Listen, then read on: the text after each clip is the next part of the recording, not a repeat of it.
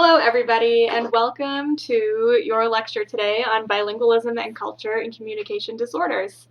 Back before COVID-19, some of you may have seen me around the department in core. I am Melissa Pierce. I'm a rising third-year PhD student in speech and hearing science, and I'm also a bilingual speech-language pathologist. And before coming back for graduate school, I worked for about 10 years in the field. So I'm going to be using some of my past experience to inform your lecture today. Before we really get going, though, I also want to thank Dr. Restrepo, who's my advisor, and some of you may know her as well. She's in our department, and for undergraduates, she typically mentors people for specific research projects, like those of you who are doing ARIES or any of the honors college things. And also she teaches classes in the master's program. So if you decide to continue on here at ASU toward becoming a speech-language pathologist, you may end up in one of her classes someday. All right, so before we get into the topic, I'll tell you a little bit about my background. You can probably tell from this slide that I'm from Massachusetts. I got a bachelor's degree in Spanish back in 2005, so I've been bilingual actually for a while, and then went on to get my master's at BU in speech-language pathology. After that, I started working in the Boston Public Schools for a few years, but I worked through an agency called Bilingual Therapies, which you see there. And through them, I actually learned a lot more than I think I would have in a typical just first job, because my supervisor was bilingual as well and had a lot of background in the area of assessment and treatment with bilingual children, so I learned from her quite a bit. And as I was working there, I started realizing that the evidence base that we were using was often just borrowed from what we had for our monolingual kids. And, we really didn't know that much about what should work or could work with bilingual kids or even monolingual kids who were recent arrivals in the U.S. So that sort of got me interested in research questions, although I didn't end up coming back for research for quite a while. After that, I moved to Peru for 2 years as a Peace Corps volunteer, and I worked at a special education school. And this was a very unique and wonderful experience. If any of you are thinking about doing the Peace Corps, by the way, feel free to send me an email. I love talking about it. But there I really started to grasp a little more of the experience of being somebody who moves to a different country and, just doesn't know all of the systems, isn't a first language speaker of the language of the country, and it gave me a lot more empathy and understanding for some of my future students and clients when I ended up coming back to the U.S. From there, though, I didn't directly come back to the U.S. I moved to China for another 2 years, and there I lived in Beijing and worked with a lot of children of diplomats, so I had quite a few cultures on my caseload. It was not just Chinese children or American children. It was a really large variety, and through that experience, I saw more and more that our research base was a bit lacking, and also developed even more understanding for, that experience of just not knowing what's up and maybe being misunderstood quite a bit of the time because your culture does not align with the one you're living in sometimes. So after a few years abroad, I ended up moving back to Massachusetts once again, and I worked at an outpatient pediatric facility. So you will notice throughout this lecture that a lot of my examples and experience is in pediatrics and with bilingual children, but I did try to bring in some examples from audiology and also from working with adults for those of you who are interested in those populations in the future. So that's a little bit about me, and now as I told you, I'm a student in the PhD program here, and my research is on effective interventions for bilingual children. And I'm also still interested in assessments as well. So that's what brought me back. That's a little about me, and even though this is not a live recording, I still want to learn a little about you. So even if you are on Canvas or if you're on Zoom watching this, you can either enter in the chat function, or if you're on Canvas, maybe we can get a discussion board post going, just telling me a little bit about your background. And I plan to be sort of live while this is going on in your normal class time and just hanging out in there to see what you say. So usually when I've done this lecture in the past, it's a pretty good mix. We do have probably a majority who are thinking about speech-language pathology, but there's always a handful of audiology people too. And we often have a lot of bilingual people in the class, so I am curious always about what the language backgrounds are You know, people always think of Arizona as like the Spanish English state, but we definitely have more variety than that here. So if you have a moment, you can sort of just type in, you know, hi, I'm majoring in communication disorders, or maybe you're just taking this class for fun and you're majoring in something else. Whether you're planning on graduate school, what your plans are in the future, would you like to work with bilingual clients and students in the future? And if so, that would be great. So instead of raise your hand at the bottom here, just type in your response. Okay, so we have a lot of topics to cover for today. We're going to start with just discussing some definitions of what culture is, what language is, some things that might influence your language development, and not just speaking more than one language, because we have to consider sociolinguistics a lot too, right? Dialects, all kinds of things. Then we'll discuss in detail about the types of bilingualism, things that affect your bilingualism or multilingualism, and in the second half, we'll move more toward really communication disorders specific things, such as clinical issues in our field that relate to this population, some language policies that you're going to run into when you're out in the working world in the future. And lastly, I'm going to leave you with some recommended reading and also a short story that I think is really apt for describing some of the cultural issues that people come across. Okay.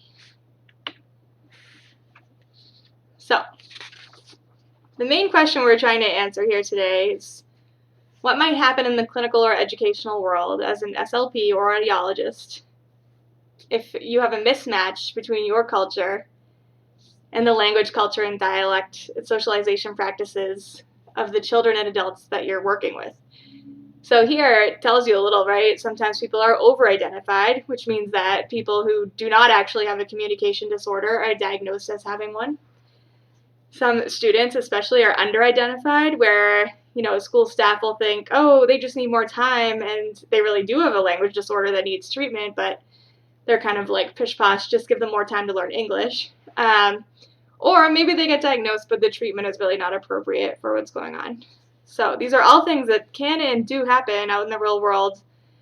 Unfortunately, I've seen it myself many times.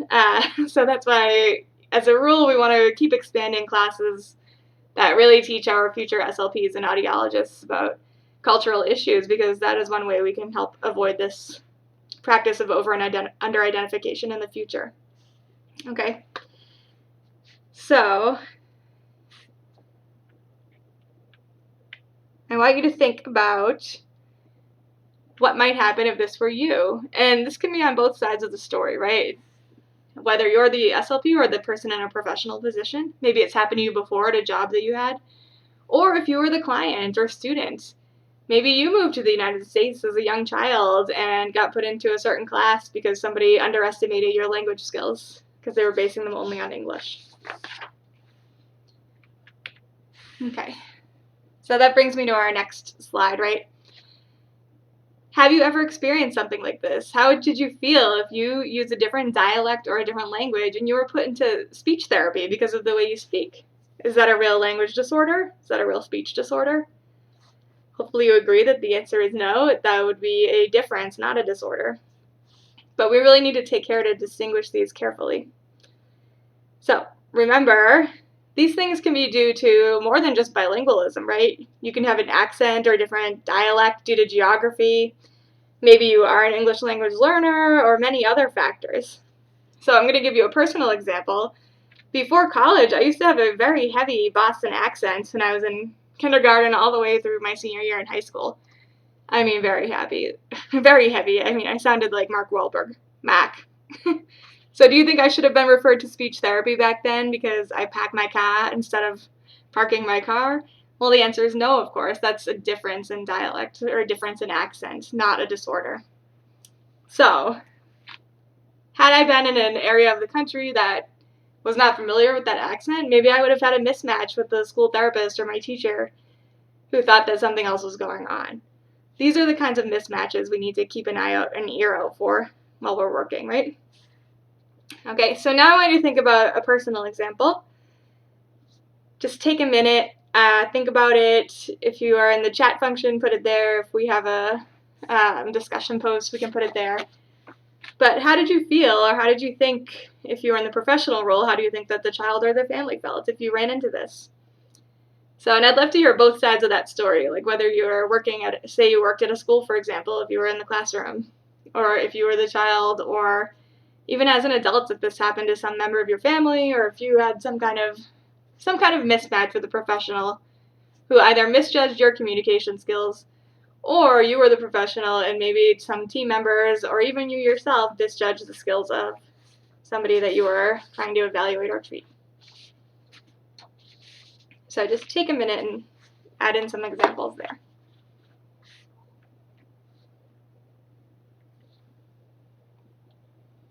Okay, so I want you to keep those in mind as we go through the rest of the lecture, as we talk about different ways to reconsider situations like that and how we really should be addressing them and moving forward.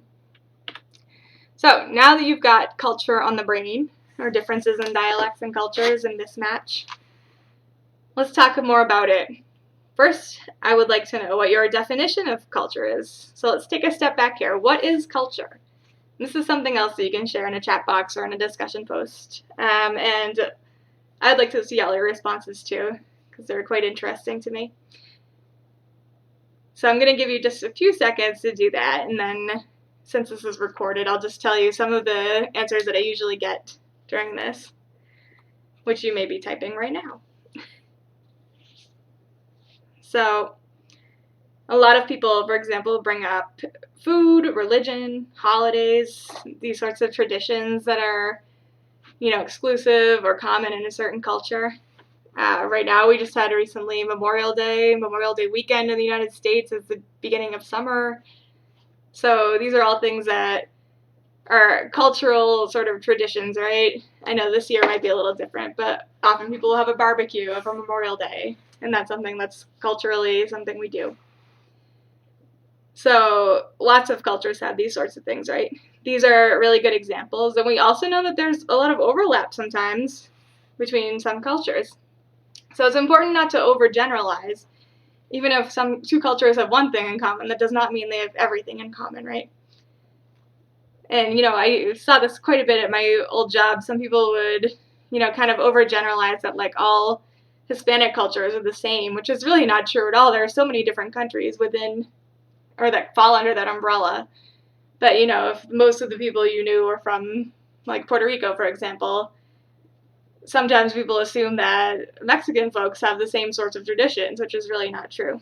So beware of overgeneralizing is the message. So there are so many cultures in our world, even in your own city that you live in. And cities, especially urban areas, get more diverse all the time. So overgeneralizing might cause you problems, especially in a clinical or educational environment. And that's what we want to avoid. So even though there are distinctions between cultures and we don't want to overgeneralize, there are some universal principles that do apply when it comes to language especially. So for example, we use language to transmit some of our cultural values, right? And an example that's kind of recent with that is being from a collectivist culture versus an individualist culture. So take a second and think about what you think the United States is. And I think most of you probably came up with pretty quickly that we are more individualist, right? So these collective versus individual traits can be reflected in language and behavior. And a current example might be that pandemic response that's going on across the world right now, right? We have the United States where we have people complaining about wearing masks, etc. in our individualistic culture. But then you look to other cultures, for example, South Korea, where people are quite willing to stay home in quarantine and wear the masks all the time. So these are some examples of cultural differences that manifest in behavior. So we also want to remember that there are variations within cultures. So think, for example, about just the label American. Do you think a New Yorker has the same speaking style or the same culture and the same traditions as somebody from rural Alabama or rural Texas? Probably not, right? Though there are a lot of similarities, people do have their individual differences too. So the last principle you see in the list relates to language development. Language milestones are universal across cultures. Babies do typically start talking around 1 year old and combining words around 2 years old and so on and so forth. And these milestones should be met regardless of the culture that the child belongs to. If they're not, it might be a red flag. So even though we do have differences, especially that become apparent later in life, the language development process is pretty universal. And just again, before I go to the next slide, be careful not to overgeneralize. Okay, so what does culture have to do with language? This is another big question. So we talked about our definitions of culture, right? Let's talk more about the relationship between culture and language. So in a general sense, how you're socialized is a part of your culture. And socialization occurs through language. Language is a major part of it. It's critical. It's how you learn to speak and how others speak to you and how it should be in different situations that you come across. So let's give a really concrete example, which could be the use of different dialects, right? So what is a dialect? I want you to take a minute for this one too and type out your definition either in the chat or a discussion post. What do you think a dialect is?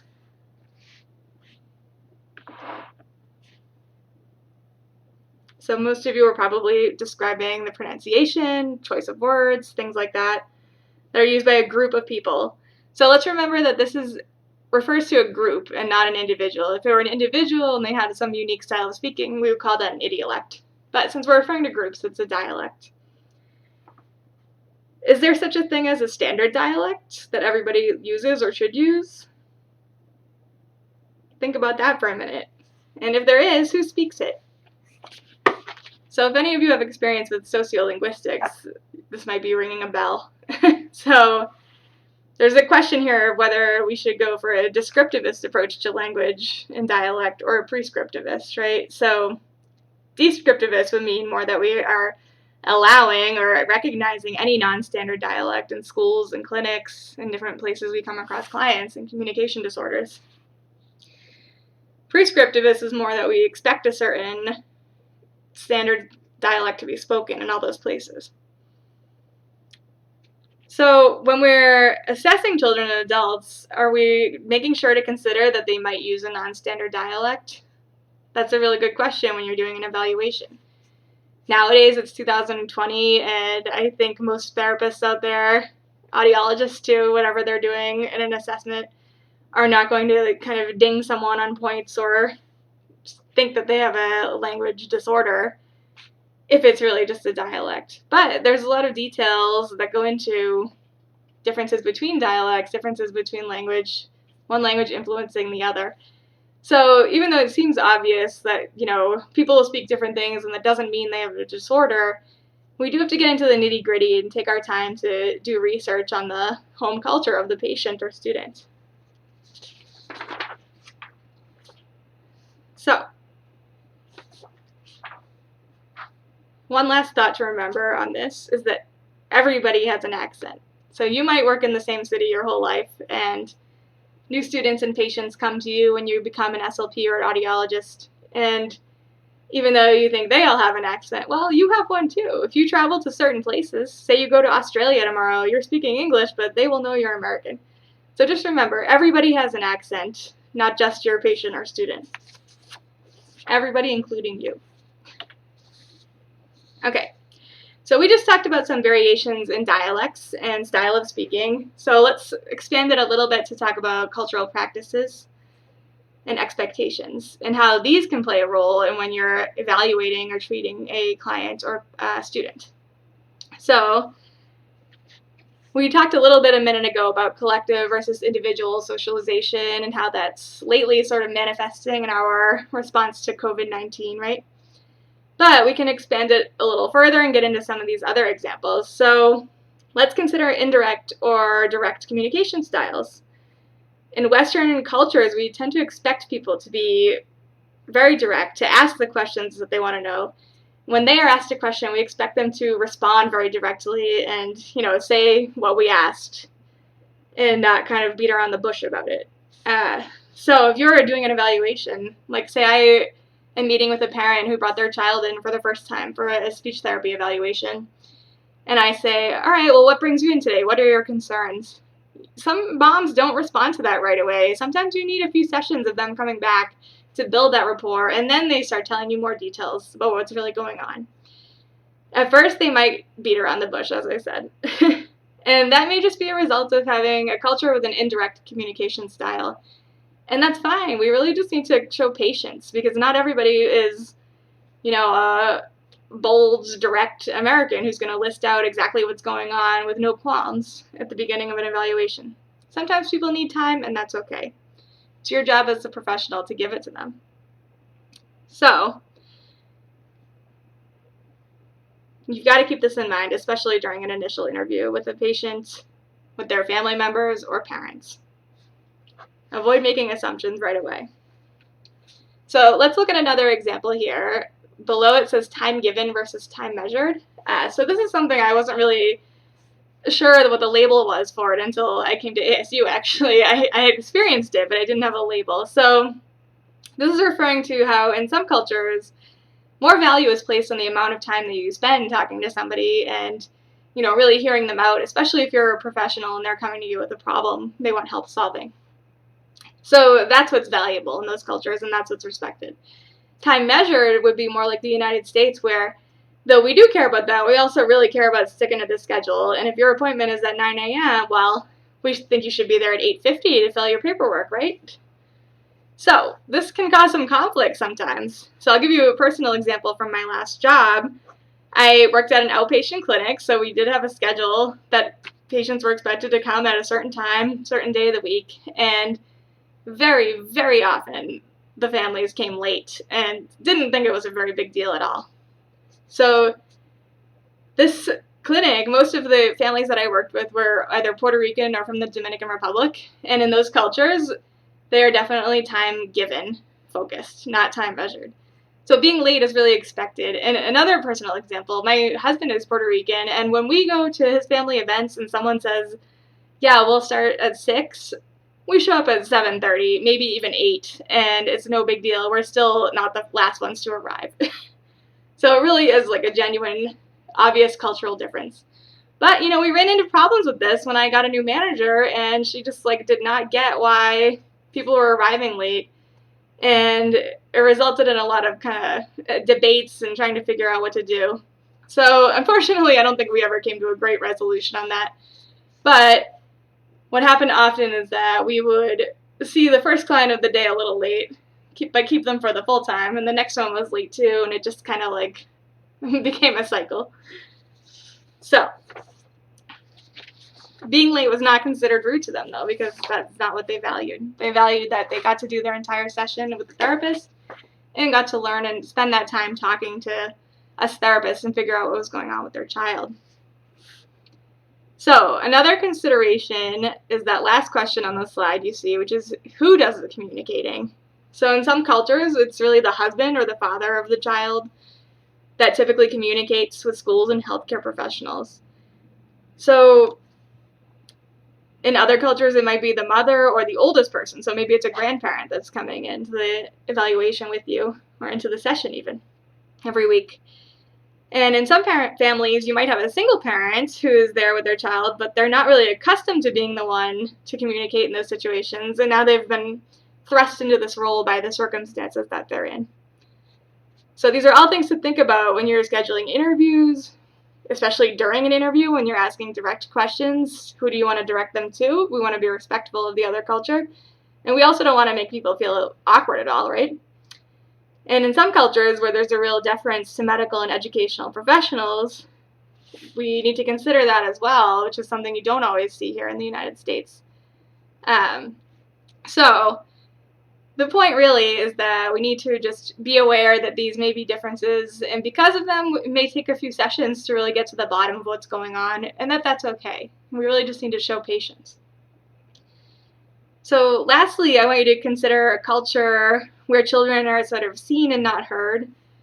So is the culture encouraging the kids to be outspoken, independent, or are they encouraged to kind of, stay off to the side? If you're doing an assessment on a child who is from such a culture where they've been seen and not heard for most of their life, maybe now they're 5 years old and they show up at your office, and part of your assessment is to ask them, hey, look at this picture and tell me a story about it. Tell me about your last birthday party. Tell me about your favorite movie. We're going to do this test. We're going to look at this book, and you need to tell me what you see in every single picture. Is that child going to be comfortable in an activity like that? Maybe not. Maybe they don't have any experience in that type of an activity. So once you are trying to calculate the result of that test, is it really accurate? And the answer is, probably not. That's why we need a really thorough global assessment. We need to consider lots of different things and not just a test score. I'll get into test scores at a later slide.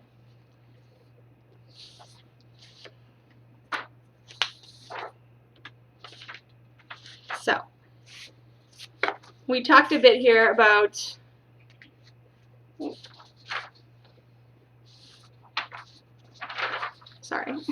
just talked a little bit about different types of cultures and some contrasts that you might come across. Now let's think about within the child or the patient that you're working with. So there's context to consider here too. What was their socioeconomic status? Were they a speaker of a language minority or a language majority? This comes up a lot in the United States, right? And it depends on geography and numerous other things. A Spanish speaker here in Phoenix area maybe is not going to feel awkward at all speaking Spanish with their doctor if they know the doctor speaks it. But in rural Idaho, it's unlikely their medical professional is going to be fluent. Or maybe it's not unlikely, but it's less likely than it would be in an area like Phoenix. So that's something to consider.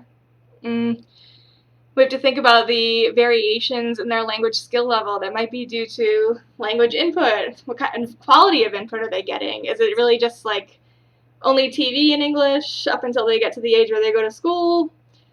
Is it like once a week just for a couple hours when grandma comes over that they're speaking the home language and the rest of the time it's English? There are a lot of differences that could result in higher or lower proficiency in one of the languages or the other. So these are all things to consider. Some child who's only using their home language for a couple hours a week, we probably don't expect them to be really fluent in that. They'll probably have a stronger level in English. And the opposite is sometimes true as well.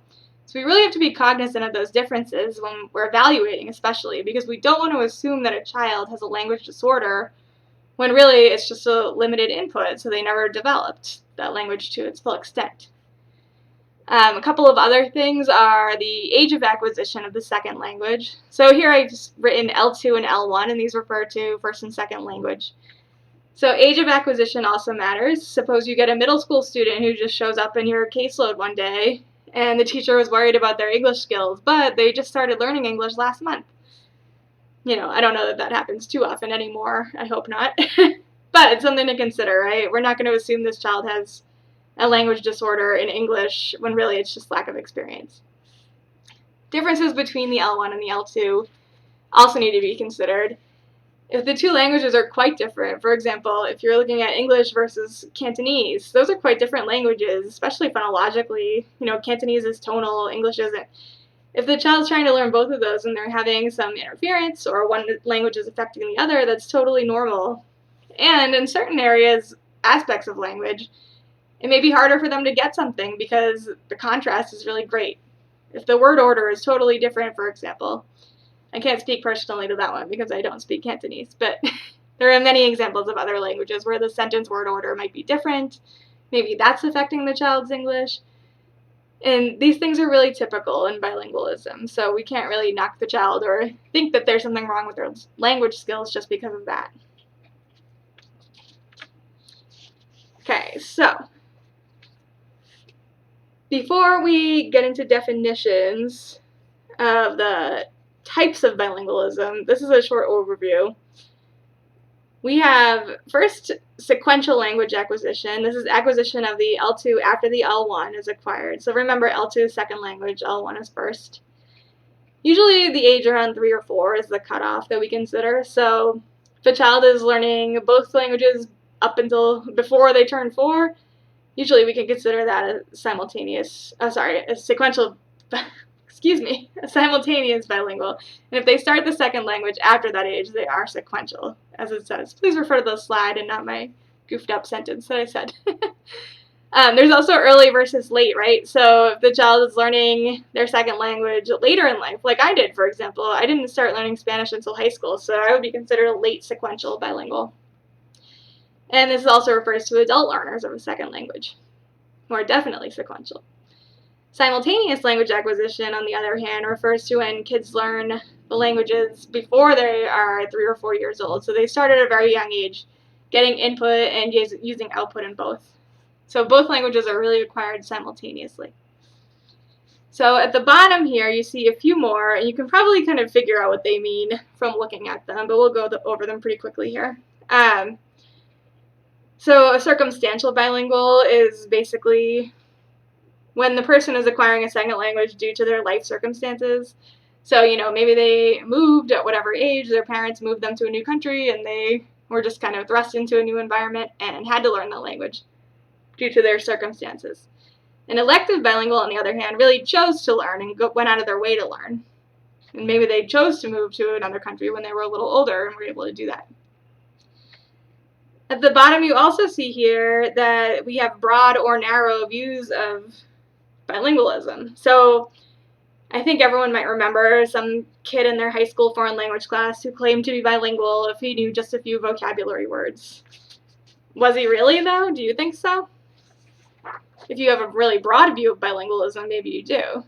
If you have a very narrow view, though, you might really expect a certain minimum level of fluency before someone can call themselves bilingual, or multilingual for that matter. So there's a lot of discussion in linguistics and, second language learning literature about what the definition should be, and people have different standpoints. So just consider what yours is. Is somebody bilingual if they know a few words, or do they really need to be fluent? Or does the real definition of bilingual fall somewhere in the middle? Okay, so we'll go into more detail right now about simultaneous versus sequential bilinguals, because especially if you end up working in the schools one day, either as a speech pathologist assistant or an SLP, these are something you might run into. So some considerations when you're talking about simultaneous bilingual kids are whether we have two linguistic systems or one. Like, is this child just like two monolinguals in one? And the answer you'll see later is really no. But there are some things that are similar. So the milestones that we talked about a few slides ago should be the same. That child should still start talking around age 1 with their single words, start combining words a little later. Around age 2, they should still be acquiring a certain number of vocabulary words as the years go on. And if they're not, that is a red flag. It's not because they're just confused because they're bilingual. That's a good reason for that child to have an evaluation. So this sort of mixing of the two systems, mixing of the languages at the early stages, sometimes parents are a little concerned about that, and they think the child is confused, and they may bring them in for that reason, for an evaluation. So it's up to you to inform them. It's pretty normal for bilingual kids to switch back and forth, even at a very young age, and even in the early stages. The most difference you might see is in the phonological systems, because those are considered kind of separate, so those are a little less likely to be affected by this code switching type of thing.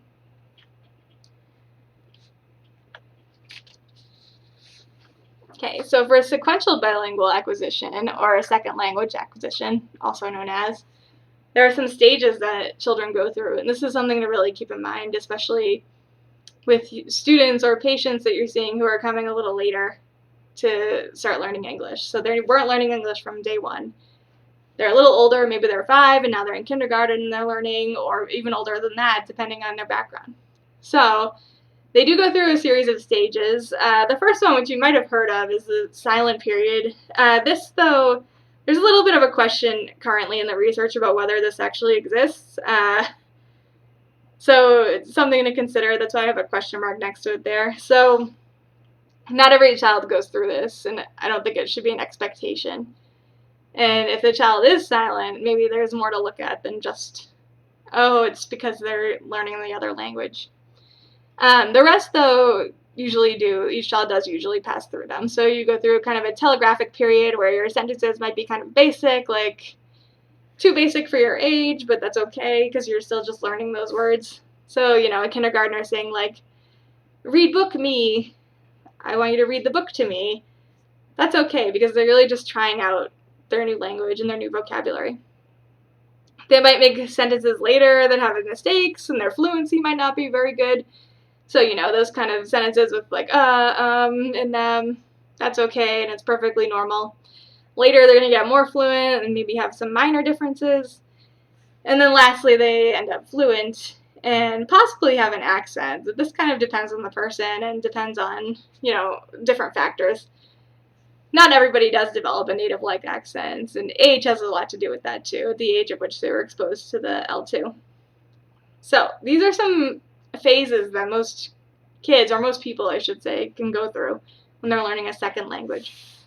We also want to consider, though, down at the bottom here, what happens in a school context. Because what if the teacher in the classroom is not really aware of these stages?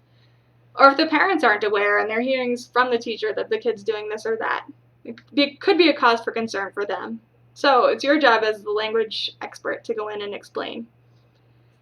So these stages might be even more apparent in an academic context, right? We need to remember that, language skills manifest differently depending on what kind of programming the child is enrolled into. So I'm not sure if everyone knows this, maybe you do, but Arizona is still an English-only education state. So there are several types of sheltered English instruction. There's different types of programs, but the ultimate goal of all of them here in Arizona is that the child eventually phases out into English only. And that's not true in other states. It used to be the law in Massachusetts and California as well, but it was voted out, and hopefully we're voting on this in 2020, and the virus hasn't delayed anything too much with that. But in a fully dual language program, for example, the students will have opportunities all day long to show their skills in both of the languages. So you may be less likely to think, oh, is that a red flag? Does that child have a problem? Because they're able to show you that they're fluent in one of the languages, if not both. And eventually, the goal is both. But if they're thrust into an English-only environment where they're really not using the home language at all, or maybe the only input they're really getting in that home language is kind of behavior management from the classroom aide who's telling them, go sit down or be quiet in their home language, but it's not really curriculum language, that child might have more difficulty expressing themselves. So we have to consider the context here. Below that bullet point, you see BICS versus CALP. So these are two types of language which are introduced by a researcher named named Cummins. This is a couple of decades ago, and they sort of come under fire recently. And I don't know that I ascribe to them, but I want to at least tell you what they are because you may hear about this in the future. So BICS is basic interpersonal communication skills, and CALP is cognitive academic language proficiency. So researchers question the validity of this and whether there's really a difference or if it's more of a continuum because, can you really say that CALP is a completely separate thing from conversational English, for example? As you're learning, you continue to develop the language that's going to let you understand academic concepts. But, this researcher a few decades ago said that these are two separate things and CALP might take up to 7 years to develop. So this is where people are getting a little critical and thinking maybe it is a myth because, if you're enrolling this child in school and you think there's a 7-year wait period before they're able to do academics in English, well, that's a pretty long wait and that can have some actual real tangible consequences for that kid. So we are questioning the validity of that, but now you know what it is. And the question there at the end is, can we agree that there is an academic language and can you learn it? Because in some of these contexts, especially in sheltered English instruction, maybe the focus is more on conversational and basic vocabulary, and they don't get to that academic vocabulary like they should. So, I want you to think about how this sort of thing might affect a student and how they're evaluated on their language skills. And I don't just mean in a speech and language evaluation, I mean just in general. So, kids have to take tests in class, they have to do writing, they have to take statewide exams. All those things may be affected. Okay. So lastly for this slide, let's remember adults, right? So we've been talking about kids in school a lot with the sequential versus simultaneous difference. But we also, we want to talk about an example of an adult. So if somebody had an accident that affected their language skills, or if they had a stroke and now they need to be administered a language or a cognitive assessment, we need to think about what stage of acquisition they might be in, whether they were fluent in that second language before, because otherwise we may be misinterpreting the results entirely. Think about how this stage might manifest, right? And how that's going to affect the evaluator's opinion of how they actually did and what their skills are right now. This is why interviewing families, too, is so, so important. You've got to know where that person was before the incident occurred in order to accurately evaluate them.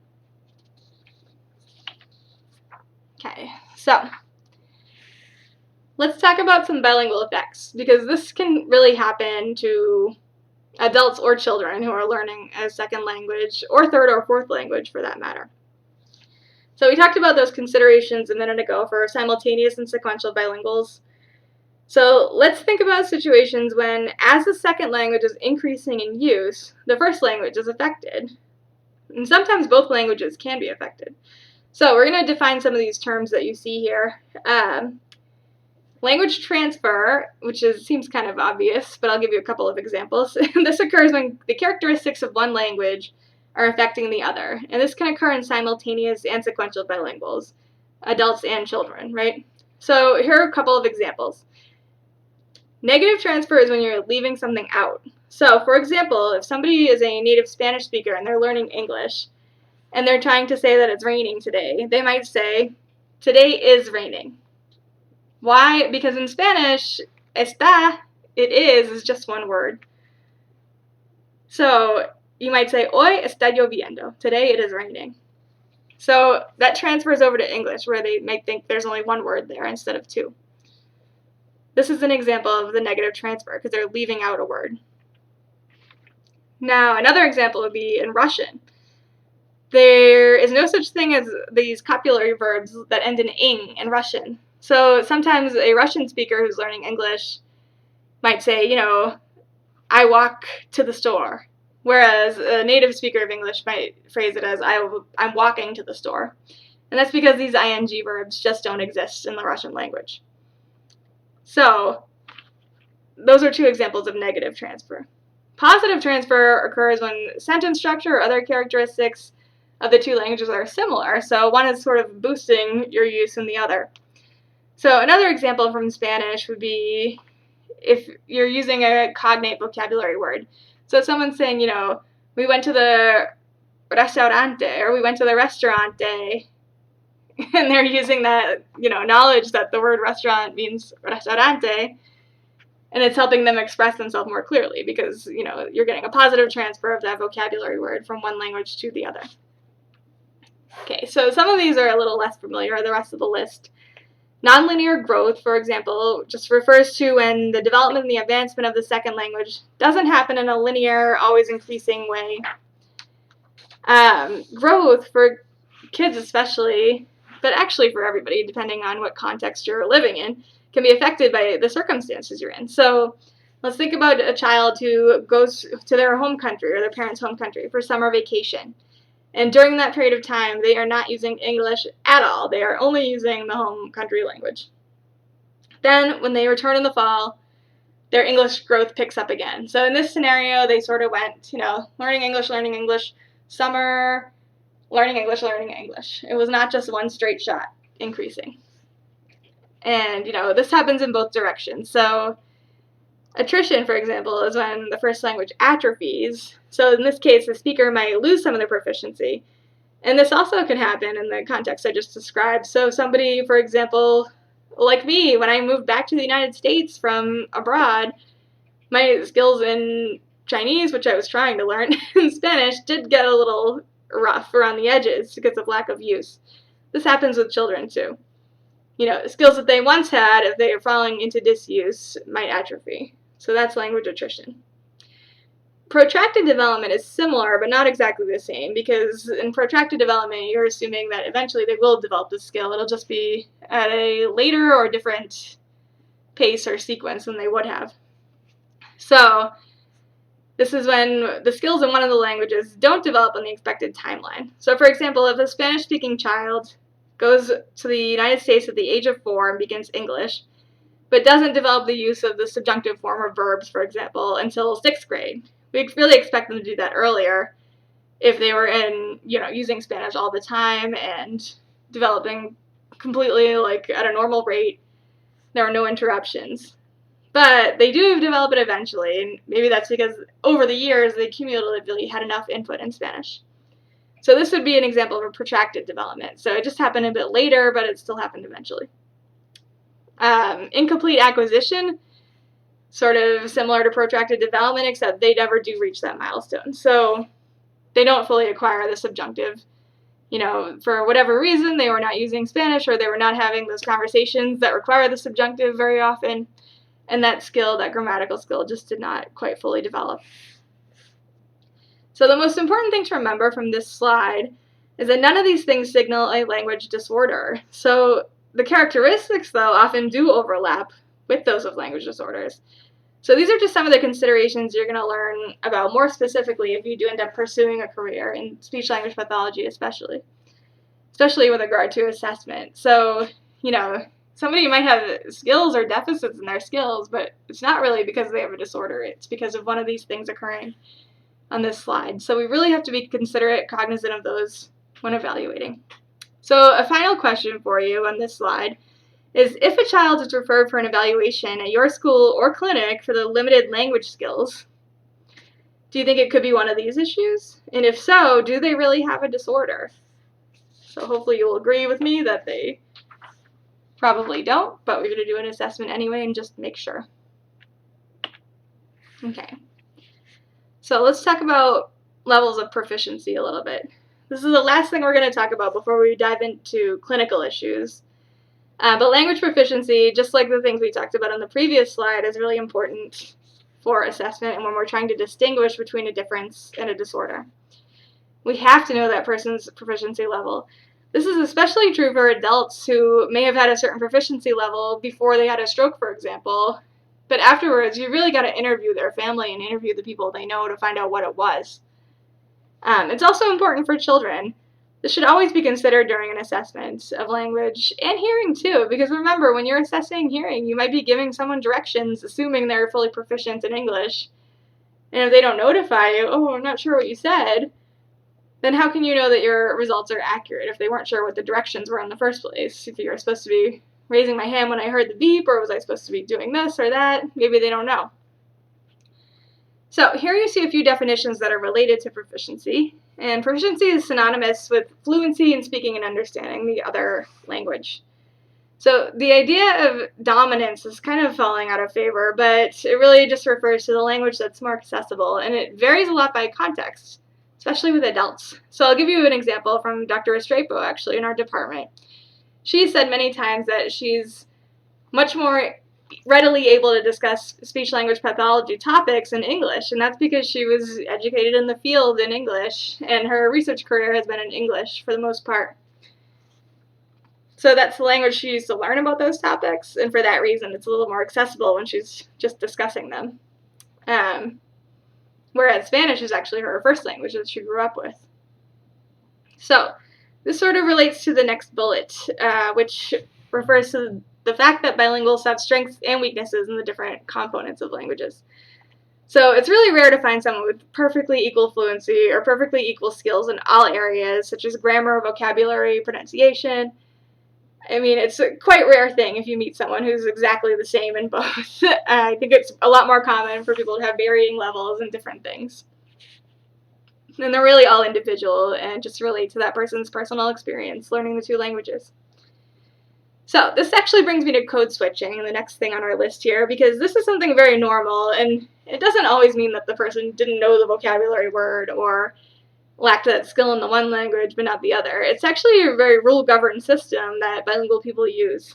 We can even use it sometimes as part of an assessment, because if somebody is breaking the rules of that rule system, it's a bit of a red flag, actually. So it's something that we need to remember, though. It's very normal. And for those of you who are listening today who are bilingual, I'm sure you've done it many times. Just code switching within the same sentence or same conversation with your friends, going back and forth between either dialects or languages. And it's a very typical thing. And it doesn't always mean that you don't know that word or you don't know how to use it in that situation. Sometimes it's just the natural thing to do in that conversation. So, like I said a moment ago, though, we can actually use it as a red flag in some cases. So speaking of those, we have to consider the ability level and the characteristics of the language system of the child or adult that we're meeting and evaluating. So, for example, somebody with a language disorder is going to have difficulty with proficiency, but in both of the languages. That's really the key. If it's only one and not the other, they're completely fluent and fine in one, then that's not really a language disorder, right? It just means that they haven't fully reached a proficient or fluent level in the other language. So, for example, if a person's communication is impacted by a hearing loss or a developmental language disorder or by aphasia, which is what might happen if you have a stroke, these all must be considered when you're making a judgment about that person's proficiency, because you're discussing an intact system versus an impaired system, so your expectations might be different.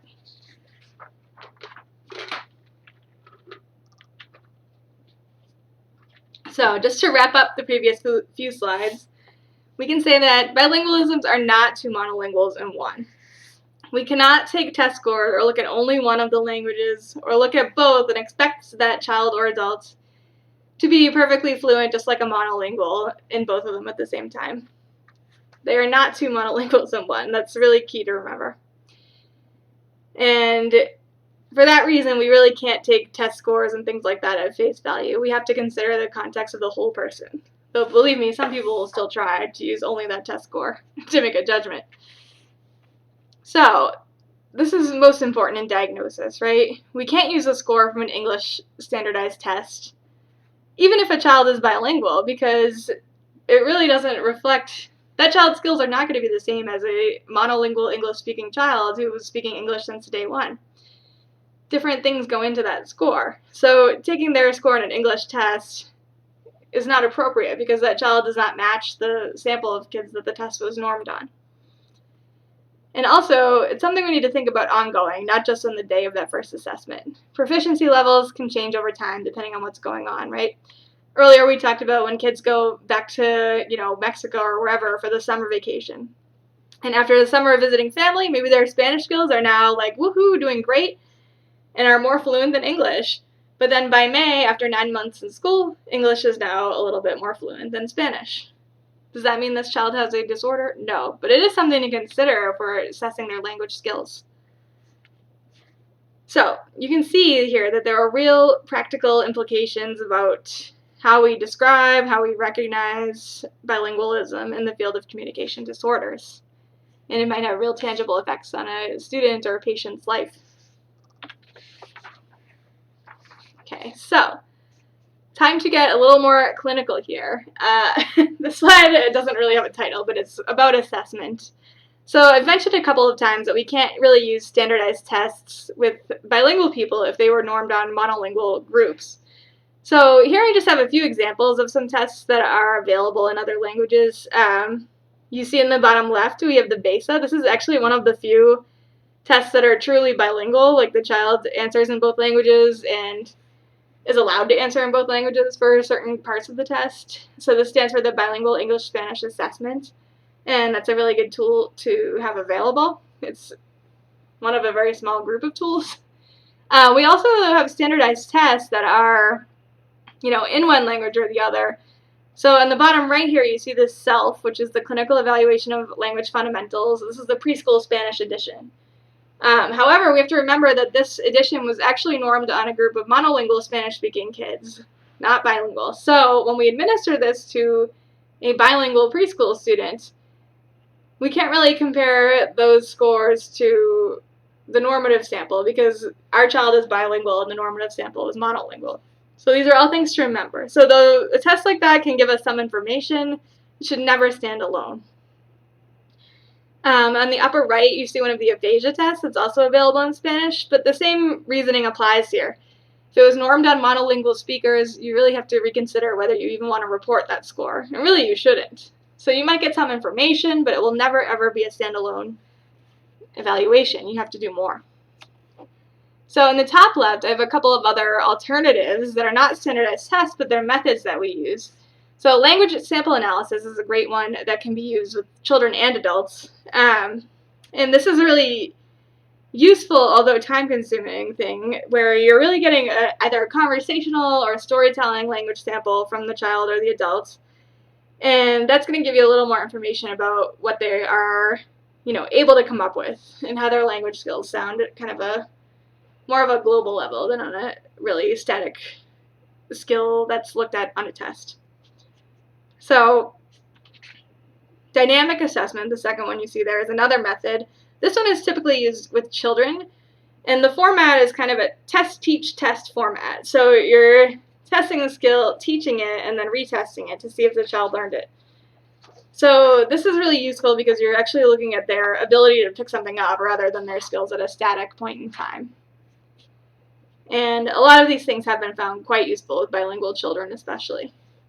So the main point is, and as you continue your education in this field, you will learn this more and more, but no test really stands alone. We need to use a variety of methods to evaluate patients and students, and we have to look at converging evidence before making a diagnosis. So stuff like this can help you, but you also need to be interviewing, you need to be, listening to that person talk and communicate in a natural setting too. Okay. So what about language policy? I mentioned a little while ago about how Arizona is one of the English-only states in the education system here. We're going to talk about this at the societal level too, not just schools. So we talked about how policies might affect bilingual speakers, and we're going to dive a little deeper. So there is some research out there showing that dual language programs in schools are as successful as English only. But as I mentioned, Arizona, we're still an English-only state. And there are states who had this policy in the past but voted it out, and I believe I mentioned California and Massachusetts as examples. So here in Arizona, ELL students, or English language learners, though they might be placed in like a more of a 50-50 setting with the two languages, the ultimate goal is always to phase them out of that and get them to English only, within a few years of when they start school. So this is really the key difference. So parents who want a true dual language program have to find a private school in Arizona to do that. So if you yourself were bilingual back in elementary school, middle school, or high school, I want you to think back to then and think about how this policy might have affected your trajectory. Did you grow up in Arizona? Were you put into English only right away? And what was that like? So if anyone would like to share, maybe we can get a Zoom chat or a discussion post going about that too, because personal experience can really tell us a lot. So think about how that affected your school life, what you thought about school even. And think about whether, if a more comprehensive dual language program was available, would you have wanted to do it?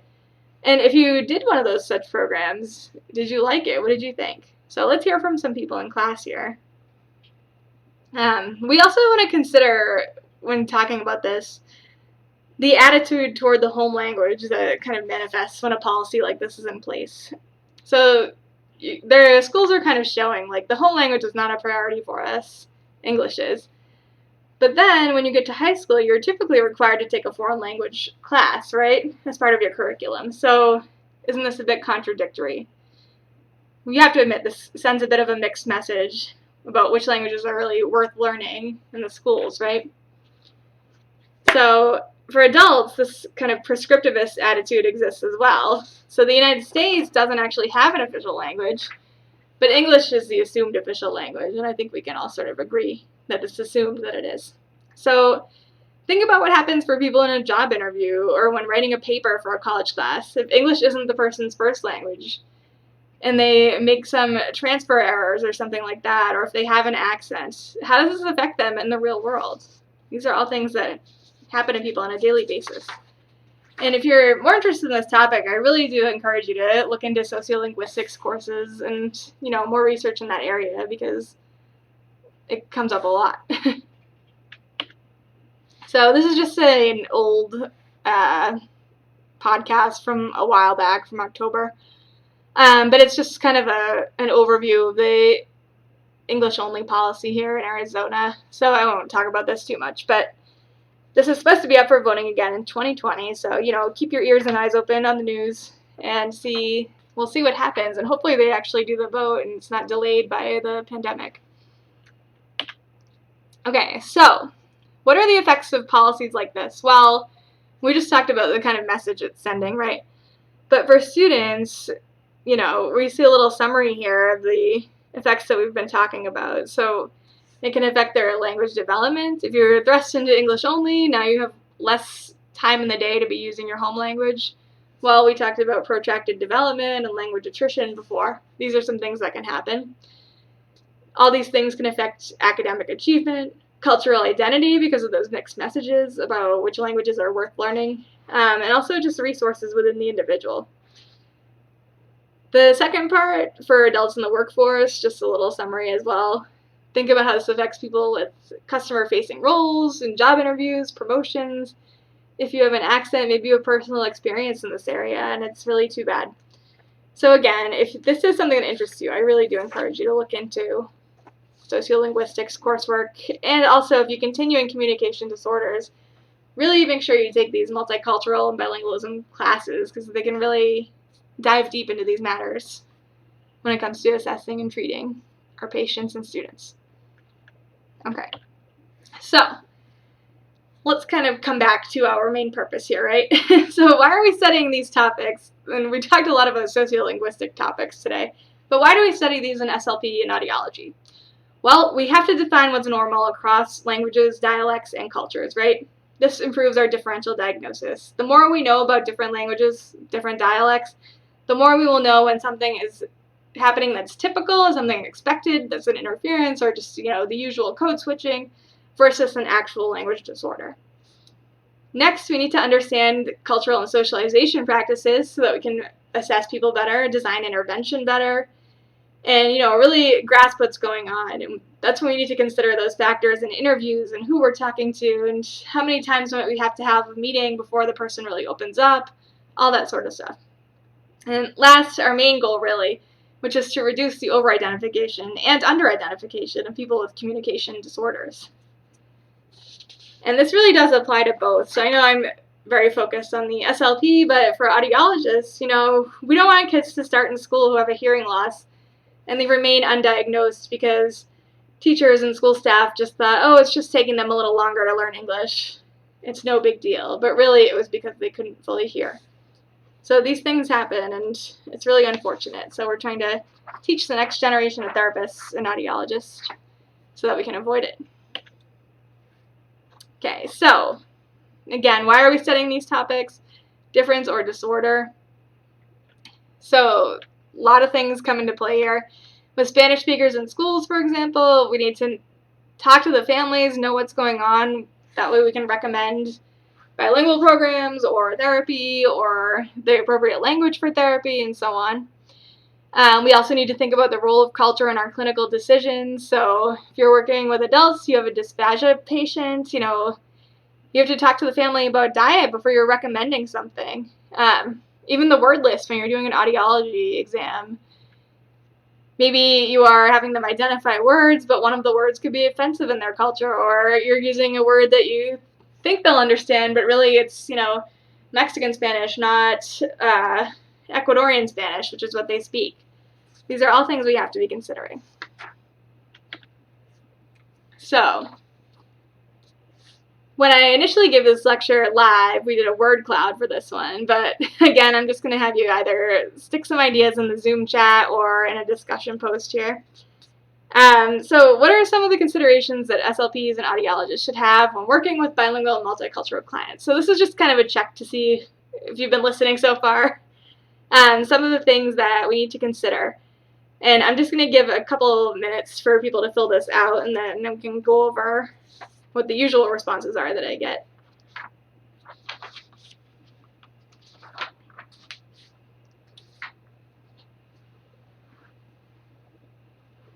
Okay, so hopefully people are chiming in a little bit now, and some of the things that I often hear in this one is, knowing the type of culture that the person comes from. For example, is it time given versus time spent? We need to know the proficiency level in the language, and that's for language clients and audiology clients. We need to know cultural values, because that's going to inform your treatment objectives and treatment activities, for example. So these are all some things that we need to consider. We also need to consider proficiency levels in the languages and how those have been affected by context and changes in that person's life. We need to take all of these under consideration when doing an assessment, but also when developing a treatment plan, because that's more long-term. So, to summarize yet again, we need to determine whether the person has a language difference or a language disorder. If it's a language difference, we're not referring them. That's not something that we work with. We are in the land of communication disorders, not differences. We need to determine the appropriate services if there is a disability identified. We need to set appropriate treatment goals. We need to work with family members and include them in the treatment process in a culturally responsive way. And this is really important with children, with pediatric clients especially. And lastly, we need to value the goals and the input of the patient or the student and their family. We can't just go sticking our usual goals on with no regard. We need to learn about their culture and learn what they want to work on. Learn what's going to motivate them to really progress in therapy. So, that last one, I just want to comment again because it really is so important. And this really applies to adults and children. I know my experience is in pediatric, but when you're working with an adult who has had a stroke, for example, or who even has a hearing loss, you really have to get the family involved. Even though in the United States, as adults, we tend to kind of go off and do these things on our own. If a person is really, in a rehab and trying to achieve their prior level, the family has got to be involved in a big way. The family members are going to come to you with their concerns. Maybe someone had a stroke and they were starting to learn English, but they kind of gave up, or they're not that fluent yet. They're going to ask you, is it going to confuse him to keep doing that if he's just trying to get regular language skills back? These are the sort of questions that come up for therapists, for language therapists, and maybe for, mental health therapists too.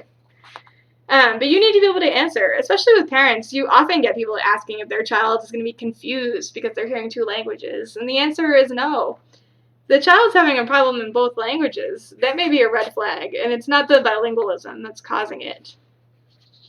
So your job is really to, be an information giver in a culturally appropriate way, but you need to share that information with them.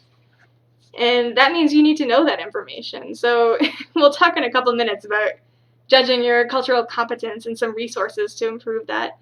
But that's really important as you're going out into the field. And that's true in any field. I know that you guys are undergrads, and some of you may continue in SLP or audiology, and some may go to some related profession or not do this at all. But if you end up working with families in the future, these are really, general topics that a lot of different professionals need and use.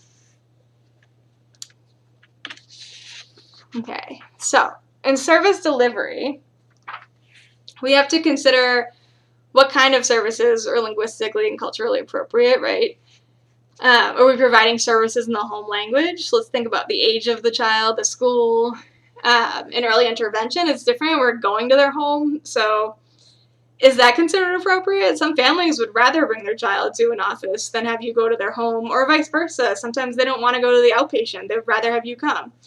So those are some things to think about when picking up new clients, children. And if a child is going to English-only schools, should we do therapy in the home language and English, or just English? Some things to think about. Think about in your past, too, if you ever knew anyone who was in speech therapy and who was bilingual. What did they do back then? These are more questions. Who should I talk to when I'm providing audiology services to adults? Depending on their home culture, should I be speaking directly to the wife or to her husband or to both? What if I'm a monolingual therapist or audiologist? And then what do I do? What if my new patient doesn't speak English? What am I supposed to do? So these are things that come up a lot too. And these are real-world questions that you will come across. It's not a question of if, it's a question of when. So you need to know how to answer, right? So a lot of these are really individualized, and it depends on the family and what their goals are too. Remember, the family's always going to be part of the team with you, whether it's an IEP team or a rehab team or whatever. Their input matters, and you've got to consider it. So that can help you answer some of the questions here. But the big one that I get a lot from my peers, my therapist peers, is if I'm monolingual, what the heck am I supposed to do when I get this new patient or, student who doesn't speak my language? So let's talk about that for a minute. First, let's see what ASHA says. Is everyone familiar with ASHA? I think maybe some of you are familiar with NSHLA, which is the National Student Speech Language and Hearing Association, and ASHA is the American Speech Language and Hearing Association, which is kind of the umbrella. NSHLA is like our little sibling, I guess. So ASHA, though, really, sets the rules for practicing speech pathologists and audiologists. And they do have an entire section on the website that relates to providing services for bilingual clients. So I encourage you to look at that, especially like after class, when you have some downtime, if you're interested in what the answers are to these questions. So I just want to highlight one section of this here and kind of go over it. So I do want to actually give you a moment just to read this to yourself, though. So just take a moment and read the rest of the slide and see what you think, and if you in the future might qualify as somebody who's a bilingual clinician, or what you would do if you're not. And remember, if you're bilingual, it doesn't mean you're bilingual in every language that you'll come across, so you have to be able to answer that question either way. So take a moment.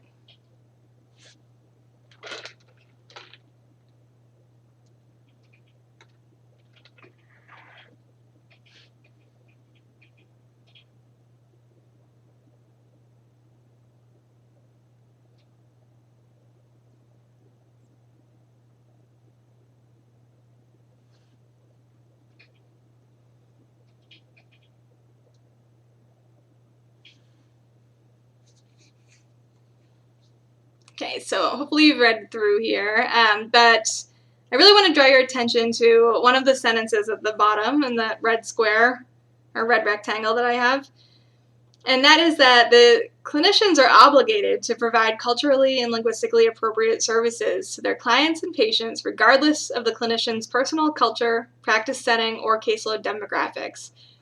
So what does that really mean? Well, first of all, you need to know what culturally and linguistically appropriate services are, right? And second of all, you need to provide them. So if you're trying to refer out to another therapist that you know in your city, for example, who does speak the language, there's always a chance they won't have room on their caseload and can't take this kid, and that means that you're going to have to step up, basically. So I was asked this question, what to do many times by my colleagues at my outpatient job in particular.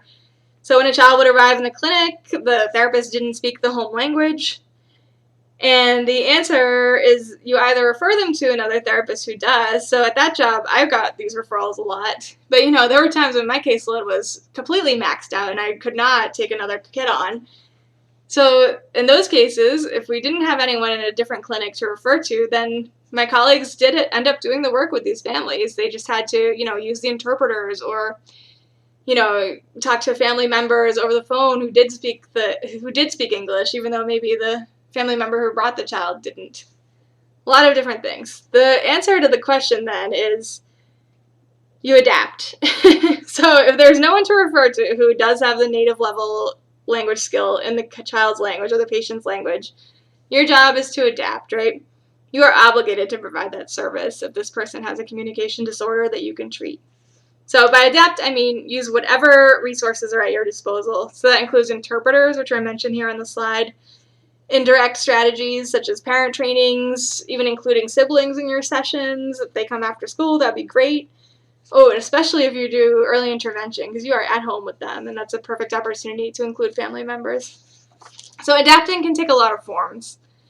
The important thing, though, is that you don't leave a family hanging just because you don't speak their language or come from the same culture as them. That is the real main takeaway here.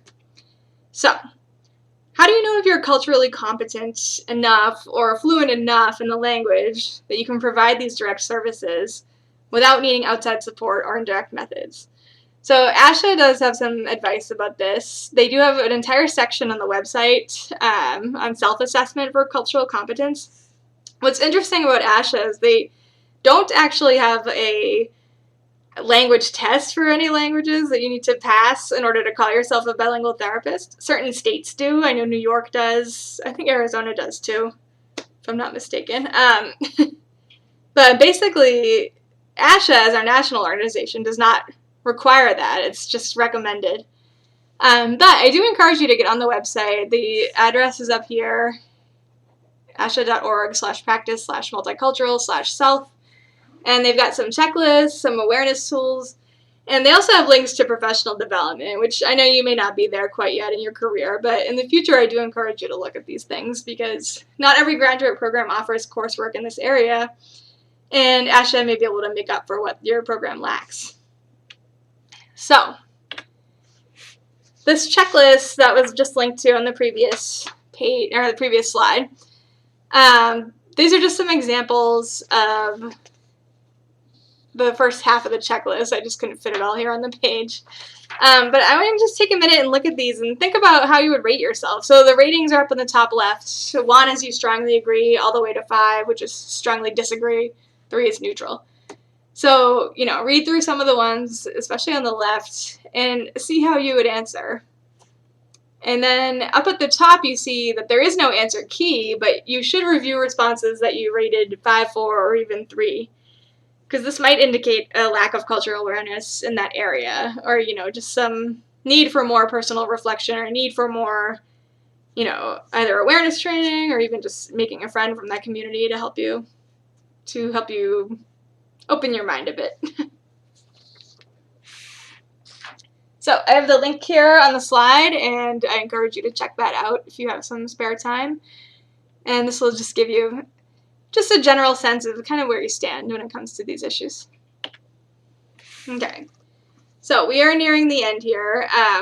We've gone through a lot of topics today, and now it's time to wrap up.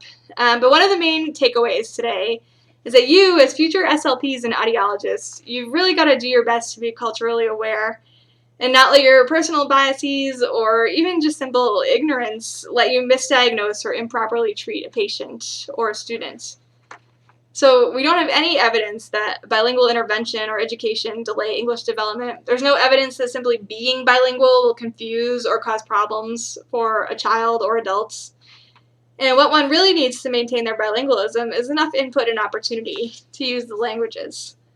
So if this child's having problems or this adult's having problems in both languages, that's more of an indication that something is going on. Bilingualism in and of itself does not cause people to be confused. So that's a bit of a wrap-up of the lecture, but I do have a couple more things for you before I let you sign off. This next slide just has some suggested readings. So in the top left, you have some demographic information about ASHA members, and I encourage you to check that out because we as a field are not very diverse. I'll just be blunt about that. Most speech-language pathologists and audiologists are white, middle-class, or upper-middle-class women, like myself. So we really are trying to diversify, and ASHA does have some efforts going on to do that, but like anything, it takes a long time. Check that out, though, and if you are from a minority community, or if you're a guy or anything that's not that typical SLP, I really encourage you to pursue this career because we need diversity. We need people who understand other cultures, and we also just need some variety in our lives, right? So I encourage you to check that out, and just the ASHA website in general. There's really a wealth of information on there. You also have my email address here in the middle if you want to discuss any of this stuff, or even just like career, looking for opportunities that will let you work with families who are bilingual and multicultural. Please shoot me an email. It's mpierc12@asu.